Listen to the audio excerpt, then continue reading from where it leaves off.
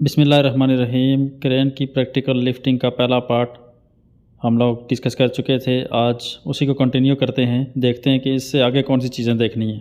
किसी भी क्रेन का बूम अगर इतनी हाइट में खुले कि ज़मीन से ऊपर की तरफ बूम के टॉप तक 60 मीटर या उससे ज़्यादा बनता है, मिनिमम 60 मीटर, तो इस बूम के टॉप के ऊपर, बिल्कुल टॉप के ऊपर वाइट फ्लैशिंग लाइट्स लगेंगी, जैसे एविएशन की सेफ्टी के लिए ऊंची बिल्डिंग्स के ऊपर लगती हैं।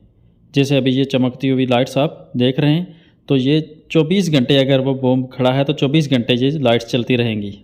मतलब दिन हो या रात हो, किसी भी वक्त अगर हमारा बूम इतनी हाइट तक पहुंच रहा है तो हर वक्त ये चलती रहेंगी।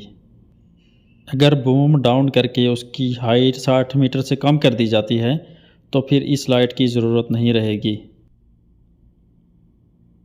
उसके बाद ग्राउंडिंग चेक करें। जैसे शुरू की इंस्पेक्शन वाली वीडियो में मैंने कहा था कि ग्राउंडिंग कैसी होनी चाहिए, तो लिफ्टिंग के दौरान ग्राउंडिंग ये रॉड ज़मीन में अच्छी तरह से गाढ़ा होना चाहिए। उसके बाद क्रेन की टेल क्लियरेंस देखें। ये जो आप क्रेन का पीछे वाला हिस्सा देख रहे हैं, इसको टेल कहते हैं। यहाँ पे अगर कोई करीब आसपास में कोई स्ट्रक्चर है, कोई बिल्डिंग है, कोई दीवार है या कोई और स्ट्रक्चर है, तो कम से कम इसके दरमियान डिस्टेंस 2 फीट का होना चाहिए। क्रेन की लिफ्टिंग के दौरान विंड स्पीड बहुत मैटर करती है। तमाम आरामको प्रोजेक्ट्स के ऊपर 32 किलोमीटर क्रॉस नहीं करनी चाहिए विंड स्पीड, जो कि माइल्स में 20 माइल्स बनती है। अगर आप नॉट्स में चेक करते हैं तो 17.4 मैक्सिमम ये लिमिट है। अगर सेकंड्स में चेक करते हैं तो 9 मीटर पर सेकंड है। 9 मीटर पर सेकंड का मतलब ये है कि जब इसको हम किलोमीटर में मेजर कन्वर्ट करेंगे तो ये 32 किलोमीटर पर आवर ही बनती है। कोई एनामोमीटर आपको सेकंड्स में शो करेंगे विंड स्पीड, कोई एनामोमीटर आपको किलोमीटर्स में शो करेंगे या माइल्स में।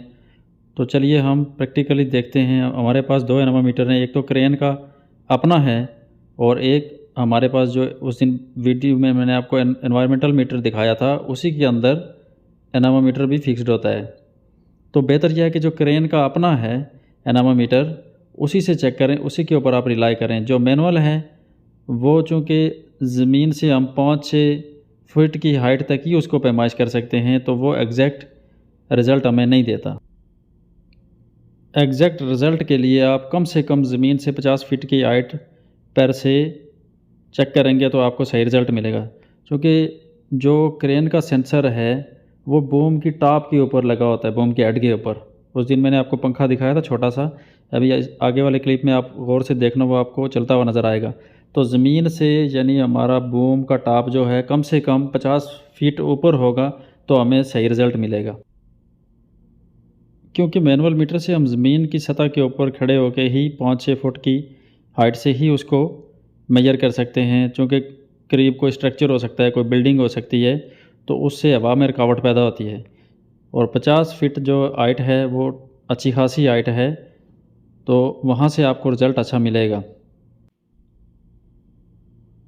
ये देख सकते हैं क्रेन के हेड के ऊपर ये हवा का सेंसर लगा, तो छोटा सा पंखा घूमेगा तो हमें इसका रिज़ल्ट ऑपरेटर केबिन में एनामोमीटर की स्क्रीन के ऊपर मिलेगा।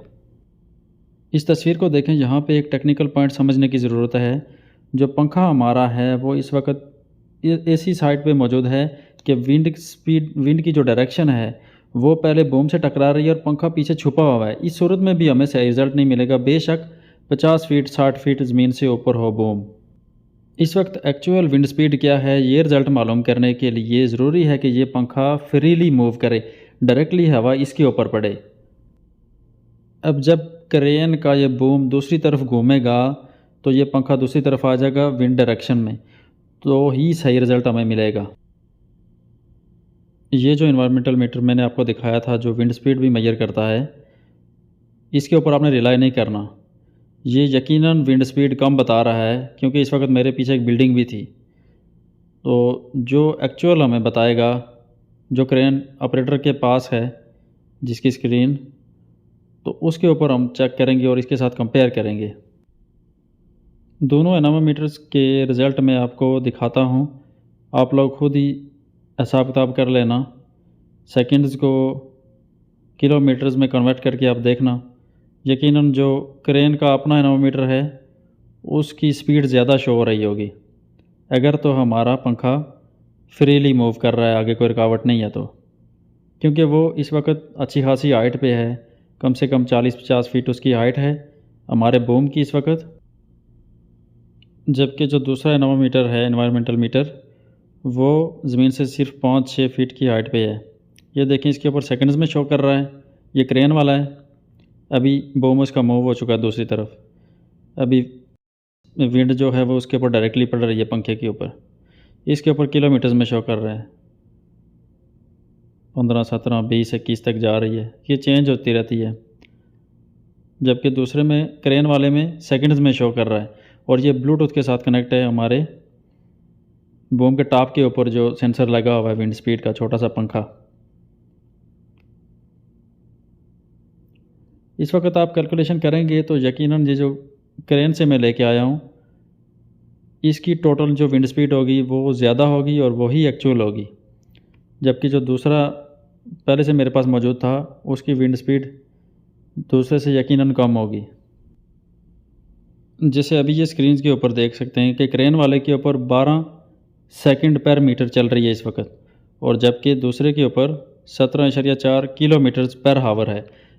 इस वक्त अगर आप इन 12 मीटर पर सेकंड को कन्वर्ट करेंगे किलोमीटर पर हावर में, तो ये यकीनन बहुत ज़्यादा है, क्योंकि हमने जैसे अभी पढ़ा पीछे कि 9 मीटर पर सेकंड मैक्सिमम विंड स्पीड है, इससे क्रॉस नहीं होनी चाहिए। इससे क्रॉस होगी तो हमने लिफ्टिंग बंद कर देनी है।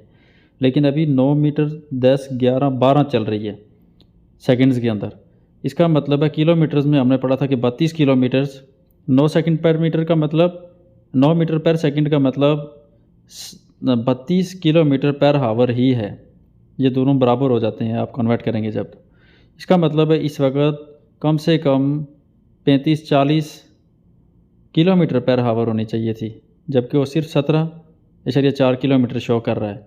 उसकी वजह यह है कि ये ज़मीन से सिर्फ 5-6, मेरे हाथ में आप देख सकते हैं 5-6 फीट हाइट पे है, जबकि जो दूसरा क्रेन वाला है वो कम से कम 40, 45, 50 फीट की हाइट पे है, जो स्टैंडर्ड हाइट है विंड स्पीड को मेजर करने के लिए। उसका रिज़ल्ट हमें इसके ऊपर नज़र आ रहा है।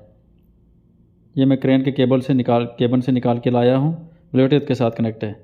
इसी तरह से आपने विंड स्पीड चेक करनी है। अभी देखें उस बूम की डायरेक्शन सही सीमत में चली गई है और डायरेक्टली हवा पंखे के ऊपर पड़ रही है, तो अभी हमें रिज़ल्ट सही मिल रहा है। आपने भी विंड स्पीड ऐसे ही चेक करनी है, क्रेन वाले पे ही आपने रिलाई करना है, वो ज़्यादा अच्छा रिज़ल्ट देगा आपको। अब लिफ्टिंग के दौरान क्रेन ऑपरेटर रिगर को फॉलो करेगा, जो सिग्नल रिगर देगा क्रेन ऑपरेटर उसी को फॉलो करेगा। जैसे यह अभी आपको चलते हुए रेड हेलमेट वाले बंदे नज़र आ रहे हैं, इन्होंने ये रस्सियाँ पकड़ी हुई, इनका ये काम नहीं है, लेकिन इस लिफ्टिंग के दौरान ये लोग 3-4 थे, ज़रूरत के लिए हमने ज़्यादा लेके आए हुए थे, इसलिए ये लोग, इन्होंने ये टैग लाइन्स भी खुद ही पकड़ी हुई थी। रिगर जो सिग्नल देगा वो क्रेन ऑपरेटर के बिल्कुल सामने होना चाहिए, उन दोनों का आई टू आई कांटेक्ट होना चाहिए। अगर बीच में कोई रुकावट आ रही है तो उस एक की जगह एक से ज़्यादा रिगर इस्तेमाल हो सकते हैं, 2 हो सकते हैं, 3 हो सकते हैं। जो लोड के पास रिगर है वो दूसरे को सिग्नल देगा, दूसरा तीसरे को देगा, और वो आगे इसी तरह से क्रेन ऑपरेटर तक सिग्नल जाएंगे। इस पिक्चर के अंदर आप गौर करें, जो ग्रीन एरिया मैंने हाईलाइट किया हुआ, ये दीवार है ब्लॉक्स की, और हमने इनके अंदर ये जनरेटर रखना था इस दीवार की दूसरी तरफ, जबकि क्रेन ऑपरेटर इस दीवार की इस तरफ है। वहाँ नीचे जिस जगह पे लोड रखना था क्रेन ऑपरेटर को, वो नज़र नहीं आ रहा था डायरेक्टली।